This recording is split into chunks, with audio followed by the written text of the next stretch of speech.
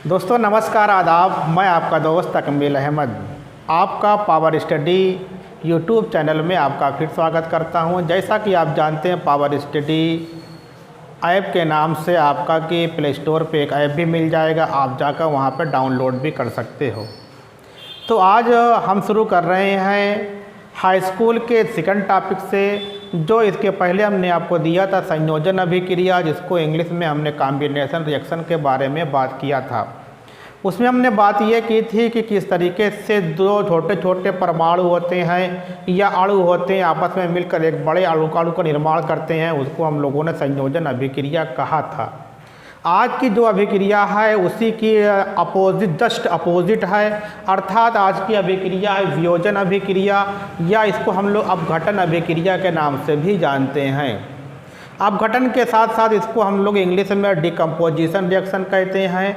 Decomposition reaction का मतलब होता है कि वे रासायनिक अभिक्रिया जिसमें किसी बाहरी कारक के द्वारा एक बड़े अणु का छोटे छोटे परमाणुओं या अणुओं में या उनके अवयवों में टूट जाने की प्रक्रिया को वियोजन अभिक्रिया कहते हैं, या फिर हम अपघटन अभिक्रिया के नाम से हम जानते हैं। ये आपको समझना है। तो आपने समझ क्या लिया कि अगर क्वेश्चन आता है कि वियोजन अभिक्रिया या अपघटन अभिक्रिया या डिकम्पोजिशन रिएक्शन, तो आप बताएंगे कि वह रासायनिक अभिक्रिया जिसमें से एक बड़ा अणु अपने छोटे छोटे अवयवों में बाहरी कारक की उपस्थिति में टूट जाता है, तो उस अभिक्रिया को वियोजन अभिक्रिया के नाम से हम जानते हैं। जैसे सपोज दैट हमने क्या मान लिया कि हमारे पास क्या है कि ए और बी आपस में एक क्या है कि एक आपका मालिक कोई कंपाउंड है, इसमें आपने बाहरी कारक लगा दिया। बाहरी कारक का मतलब होता है जैसे आपने क्या लगा दिया कि मतलब इलेक्ट्रोलाइट लगा दिया, उसमें प्रभाव दे दिया, इस तरीके से कोई मतलब आपने ऊष्मा दे दिया, हीट दे दिया, इस तरीके से क्या अगर लगाते हैं फिर क्या होता है वो अपने उनका जो छोटे छोटे अवयव थे उसमें क्या होते हैं ये टूट जाते हैं। इस अभिक्रिया को ही क्या कहते हैं कि वियोजन अभिक्रिया के नाम से जानते हैं। तो मैंने एक शब्द इस्तेमाल किया है, हमने एक शब्द इस्तेमाल किया है कि बाहरी कारक, मतलब एक्सटर्नल फैक्टर क्या है, वो कौन कौन से ऐसे फैक्टर हैं जिन पे क्या होता है कि उसके प्रभाव से अभिक्रिया मतलब कि जो कंपाउंड होते हैं, जो बड़े कंपाउंड होते हैं, वह छोटे छोटे अवयवों में या अपने अणुओं में टूट जाते हैं। तो सबसे पहले बात करते हैं बाह्य कारक क्या क्या आएगा। बाह्य कारक किसे हम लोग कहते हैं पहले ये समझ लीजिए। तो बाह्य कारक में क्या आएगा, पहले आपकी ऊष्मा आएगा, क्या आएगा कि आपका ऊष्मा आएगा, जिसको हम लोग क्या बोलेंगे ऊष्मीय अभिक्रिया न कर देंगे, ऊष्मीय अभिक्रिया बोलेंगे।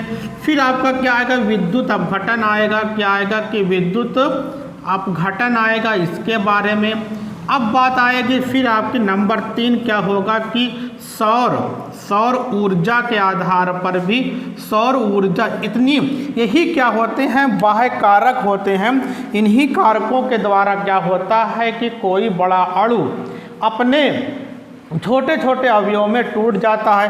मान लीजिए कि कोई अभिक्रिया आपकी क्या होती है कि ऊष्मा के प्रभाव से अपने मतलब कि कोई बाह्य कारक हम क्या ले रहे हैं, हम बाह्य कारक के रूप में ऊष्मा का हमने ऊष्मा लगा रहे हैं या हीट लगा रहे हैं, तो क्या तब उस अभिक्रिया को ऊष्मीय अपघटन अभिक्रिया कहेंगे। जैसे अगर हम बात करते हैं कि अब इसको ज़रा मैं साफ करता हूँ, तो आपने तो रिएक्शन आपने एग्जाम्पल आपने परिभाषा लिख ली है। तो पहली हम बात कर रहे हैं कि हम क्या ऊष्मीय अपघटन की अभिक्रिया, ऊष्मीय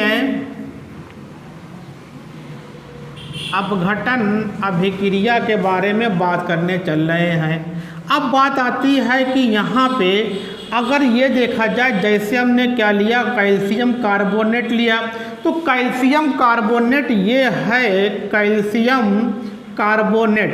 तो ज़रा ये बताओ मुझे कैल्शियम कार्बोनेट को और क्या कहा जाता है। कैल्शियम कार्बोनेट को चूना पत्थर भी कहते हैं। अगर आप इसमें ज़रा सी भी हीट देंगे, अगर इसमें आप ज़रा से भी हीट देंगे, ये किसका ऊष्मा का चिन्ह है। तो ये क्या होता है, कैल्शियम ऑक्साइड में टूट जाता है और कार्बन डाइऑक्साइड में टूट गया।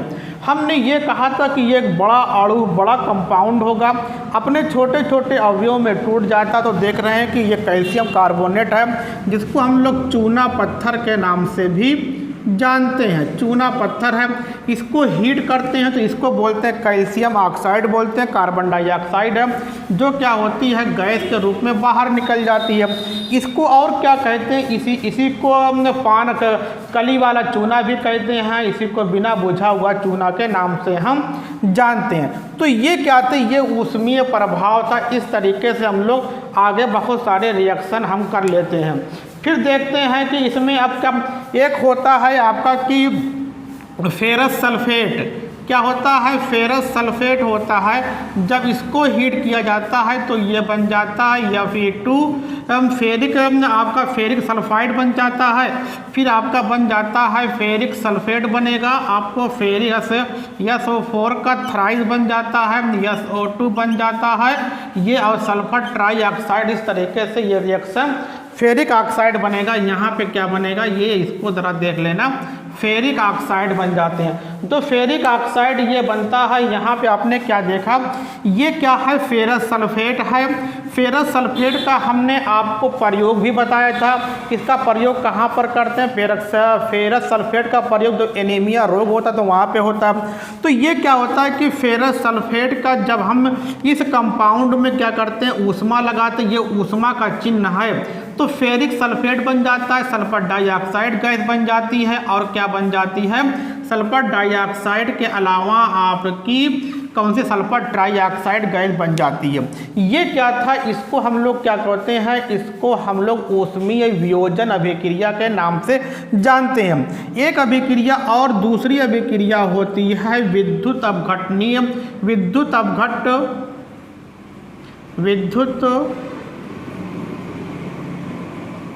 अपघटनीय वियोजन अभिक्रिया। ये आपको बहुत अच्छे तरीके से समझना है। यहाँ से क्वेश्चन आपको आते हैं और बोर्ड में यहाँ से क्वेश्चन आने की संभावना हर वक्त बनी रहती है, इसलिए आप इसको अच्छे तरीके से देखेंगे। जैसे अगर हम क्या लेते हैं कि हमने वो की H2O लिया, H2O जल लेते हैं, इसमें क्या लगा देते हैं, विद्युत अपघटनी, मतलब इलेक्ट्रोलाइट विद्युत धारा प्रवाहित करते हैं। क्या करते हैं कि विद्युत धारा प्रवाहित करते हैं। जब विद्युत धारा प्रवाहित करोगे तो क्या ये होगा, आपका क्या हो जाता है कि H2 और O2 में ये क्या हो जाते हैं, टूट जाते हैं। ये आपको समझना है। और ये क्या होता है, ये प्लस के रूप में आप इसको मान सकते हो, ये माइनस के रूप में मान सकते हो। और जब विद्युत अपघटनी किया जाता है तो उसमें इलेक्ट्रोड भी होते हैं और कैथोड भी होते हैं। जो इलेक्ट्रोड होता है उस पर धनात्मक आवेश होता है, जो कैथोड होता है उस पर ऋणात्मक आवेश होता है। अर्थात जो एनोड है तो एनोड पर आपको क्या मिलेगा, एनोड पे आपका O2 गैस निकलेगी और कैथोड पे क्या मिलेगी, आपको हाइड्रोजन, कैथोड पे आपको हाइड्रोजन गैस मिलेगी। अगर यह क्वेश्चन मान लीजिए आ ही जाता है कि जल का विद्युत अपघटन करने पर कैथोड पे कौन सी गैस निकलती है, तो कैथोड पे क्या निकलेगी, हाइड्रोजन गैस निकलती है। और फिर क्या होता है, एनोड पे ऑक्सीजन गैस निकलती है। ये विद्युत अपघटनी वियोजन अभिक्रिया थी। इसी तरीके से अगर हम बात करते हैं और चीज़ों के बारे में बात कर लें तो बहुत सारी चीज़ें हमको मिल जाती हैं। अब बात करते हैं प्रकाश अपघटन। प्रकाश की उपस्थिति में भी क्या होता है कि ये चीज़ें होती हैं प्रकाशीय, जो हमने कहा था सोलर ना। अब इसको मैं ऊपर वाला साफ कर दे रहा हूँ, चलिए यहीं पे लिख दे रहा हूँ, आप लोग इसको देख लेना। ये आपकी तीनों अभिक्रिया में साथ लिख दे रहा हूँ। अब हमने क्या लिया कि एक होता है कि 2Ag सिल्वर क्लोराइड लिया। और क्या होता है, सिल्वर क्लोराइड में हम क्या होता है कि सूर्य के प्रकाश की उपस्थिति में, सूर्य के प्रकाश की उपस्थिति में जब इसको कराते तो क्या बन जाता है, Ag बन जाता है और Cl2 निकल जाता है। तो ये अब क्या कहेंगे, इस अभिक्रिया को प्रकाशीय वियोजन अभिक्रिया के नाम से जानते हैं। प्रकाशीय वियोजन अभिक्रिया कहेंगे या प्रकाशीय अपघटन अभिक्रिया कहेंगे, या ये आपको अच्छे तीनों हमने क्या बता दिया कि ऊष्मीय अपघटन अभिक्रिया हो गई, प्रकाशीय हो गई या विद्युत अपघटनी वियोजन अभिक्रिया हो गई। बोर्ड में यहाँ से आपका कि 2 नंबर का क्वेश्चन कन्फर्म रहता, हाई स्कूल में ये आता ही आता। तो आपकी ये आपके 3 टॉपिक हैं, 3 टॉपिक में से आप कोई अगर जो छोड़ोगे वही आपका के पेपर में आएगा। और सरकार ने ये ऐलान कर दिया है 2022 में आपकी परीक्षा अब होकर रहेगी। अब कोई भी आपका के बोर्ड वाले लड़के प्रमोट नहीं होंगे, इसलिए और आप इसलिए अपने अच्छे तरीके से आप लोग लग जाइए। अब बेहतर रिजल्ट दीजिए, पढ़ते रहेंगे तो बेहतर रिजल्ट भी मिलेगा। Okay, thank. और फिर आपसे कह रहा हूँ कि हमारे चैनल को सब्सक्राइब कर दीजिए और बेल आइकन को प्रेस करके अपने दोस्तों को भी शेयर कर दीजिए। शेयर करने के साथ साथ आपको प्ले स्टोर पर अगर जा रहे हैं तो प्ले स्टोर पे अगर जा रहे हैं तो वहाँ पे आपको कि पावर स्टडी एजुकेशन ऐप मिलेगा। वहाँ पे उसका ब्लैक में क्या है, उसका रंग है उस ऐप का, उसको डाउनलोड करेंगे, उसमें आपको बहुत सारी चीज़ें और मिलेंगी, उसमें मोटिवेशनल वीडियो भी आपको मिलेंगे। ओके, थैंक, धन्यवाद। फिर मिलते हैं नए टॉपिक के साथ।